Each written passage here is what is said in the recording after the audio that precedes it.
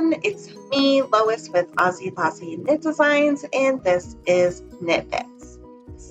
We are measuring gauge swatches, and so I have 3 different swatches that we're going to count and measure and do all that fun stuff and talk about. So we're just going to switch to my hands.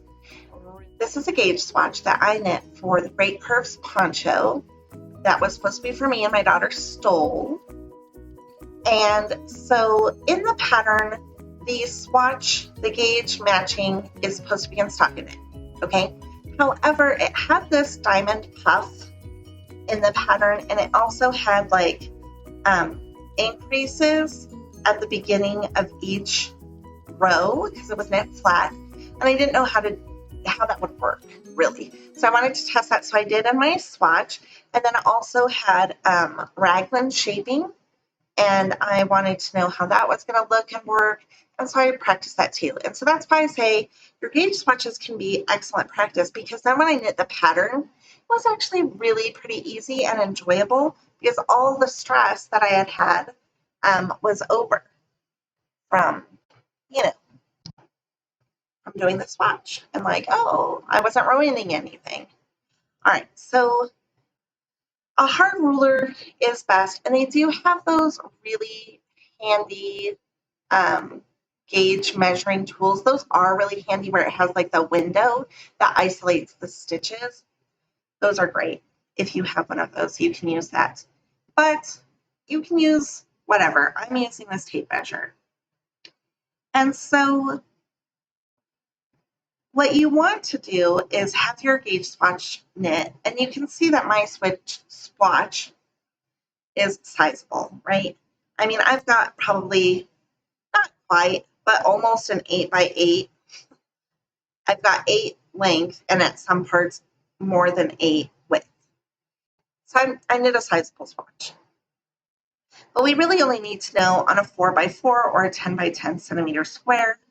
And so what you want to do is you want to line your ruler up with one of the lines from the stockinette swatch. And how do you know, like, this is just a question if you're kind of a beginner and you're looking at this and it can look like there's a line between every single thing. So how do you know which is the beginning of a stitch and which is the middle of the stitch? That is an excellent question. You know what? I'm going to see if we can get closer even. Yeah, it's so close right now. Let's see. All right. So what you're looking for when you're looking at the yarn, the swatch, really close. Yes, good. So for now, I can't see it in my hand. All right, so look. See how this is going down and that is going down? That is your stitch. So you know you're in the middle or in between stitches if both sides are going up.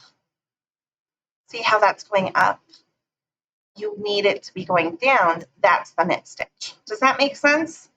So when I'm putting my measuring tape on here, I don't want to go to the middle where the V is pointing down. Let me come in closer. Okay. I don't want to put it here because that's the middle of that stitch. I want it to be on the upside. I think it's so hard to see. Yes, on the upside, right there. Perfect. You want it to be there. Okay, and then you want to measure like a 4-inch space. So once you have your tape measure in place, and a ruler would be really great because it's less flexible, and yeah. Okay, and then you just count. I like to use a knitting needle, and I didn't bring one with me, so I have this beautiful number 2 pencil, Tiger. It's a good pencil. It's the only kind I buy. That's because the others break. But anyway, here we go. 1, 2, 3, 4, 5, 6, 7, 8, 9, 10, 11, 12, 13, 14, 15, 16, 17, and what? A quarter, because it's like half of that half stitch. Okay, so then I measured at one place and I would write down 17 somewhere. Then you want to measure a different section, a totally different section, and just do the same thing. Line up your ruler with the start of a stitch, and you want to try to make sure that you're going straight across the line. So another thing to look at is just like see how all these V's are ending right on top of my ruler. That's what I want, because I don't want to be measuring at a diagonal. That wouldn't be accurate. All right, so here we go. 1, 2, 3, 4, 5, 6, 7, 8, 9, 10, 11, 12, 13, 14, 15, 16 and a half. See, and this is exactly why you want to measure all around, because we can look at this swatch and be like, oh, it's perfectly even, and measure one spot and it wouldn't be. And so it's a really good idea to measure in various places to know exactly what it is you're looking at. And then we could do the row height. Oh no, I dropped my pencil. That's all right, I've got a pen here. Oh, another pencil. Now these are bought by my daughter. It's a mechanical pencil. Kids. Okay. So same thing, we want to measure 4. We want to start at, if you're holding it the way that I am, you want to start at the top of a stitch, or at, well, I guess it doesn't matter, the top or the bottom of the stitch. I'm so special because the top of the stitch is also the bottom of the stitch, if that makes any sense. And then you can put it right in the middle of a stitch. That's what I like to do. Right in the middle, so that the middle of the stitch is coming right into the ruler. And then I just count. 1, 2, 3, 4, 5, 6, 7, 8, 9, 10, 11, 12, 13, 14, 15, 16, 17, 18, 19, 20, 21, 22, 23, 24, 25, 25 and a half, 25 and 3/4, something like that. And so I'll actually do that counting in a couple of places on this swatch and then average them out and figure out what my gauge is. Okay, I like this swatch. This swatch is used for so many things. Look, weaving and ends, and now we're going to use it for gauge. I was hoping it would be easier to see than the pink. It is in a way. Let me adjust my lighting. It is because, yeah, there we go. Lighting is so important. Okay. Here we go. This is just like a little easy pattern that I made. That doesn't matter. I mean, it matters. It's just, it's a dishcloth. Okay. So same thing for measuring the gauge. You want to line it up with your stitches at the beginning of the stitch. Let me pick this up. Okay, can we see that? Oh yeah, see how clean that is? It's actually one of the reasons I like hobby yarn for teaching to knit, because it's so clean. And do you see how everything is making a V towards the palm of my hands? Like this is my fingers and my palms are at the bottom of the screen. And so that is the stitch right there. So if I put my tape measure where the next stitch begins, I can actually count my gauge and just go 1, 2, 3, 4, 5, 6, 7, 8, 9, 10, 11, 12, 13, 14, 15, 16, 17, and 3/4.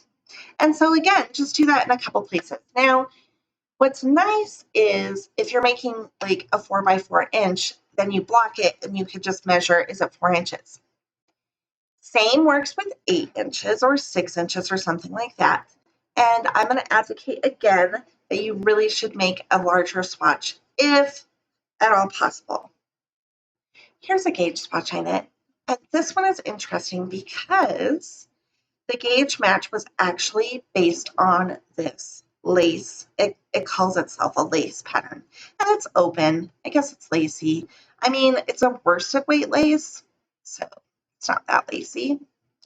But the way that this gauge measured was, I think 4 of these sections are to be 8 inches, and you can see, yep.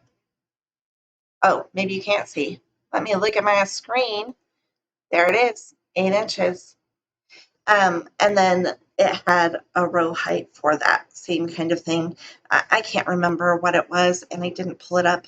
But anyway, you just, whatever it says for the gauge swatch to be, like if it says something, like in this case, right, that it wants me to measure the gauge according to this entire stitch pattern and not the individual stitches, that can actually make counting your gauge much easier because, like I said, I'm pretty sure it was for per 8 inches, but I mean, they probably did it on 4, so that'd be 2, whatever. Anyway, you can see how that would be really useful, I think. And that's going to be it for today. Yes, so that's measuring gauge swatches. We did more measuring of the stitches than the rows, but I feel like that's pretty, what's the word? Appropriate, because most of the time when we're knitting gauge, we need to worry about the stitches more than the rows. And that's not that the rows aren't important. It's that a lot of things that we knit can be knit to a certain length or height, right? So you have your stitches and then knit for 10 inches. And so it doesn't really matter if your row height is different than the designer's because you're both just knitting for 10 inches, whatever that means for you. It could be 12 rows, it could be 10 rows, whatever. I don't know what yarn you're using. a stitch per row. Very bulky yarn. It's very bulky. Anyway, if you like this video, would you please hit like, share, and subscribe? Also, if you enjoyed this tutorial video for learning how to measure gauge, but you're looking for more information on how to measure gauge, I do have a Learn to Knit resource kit available available in my shop. That will have a section on gauge, and in addition to just showing you how it's done, we highlight the stitches and how to count those, and so it's really cool. And I don't know why I'm saying we, it's just me, myself, and I.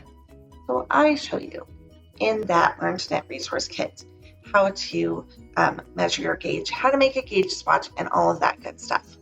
All right, thank you so much, and have a fabulous day.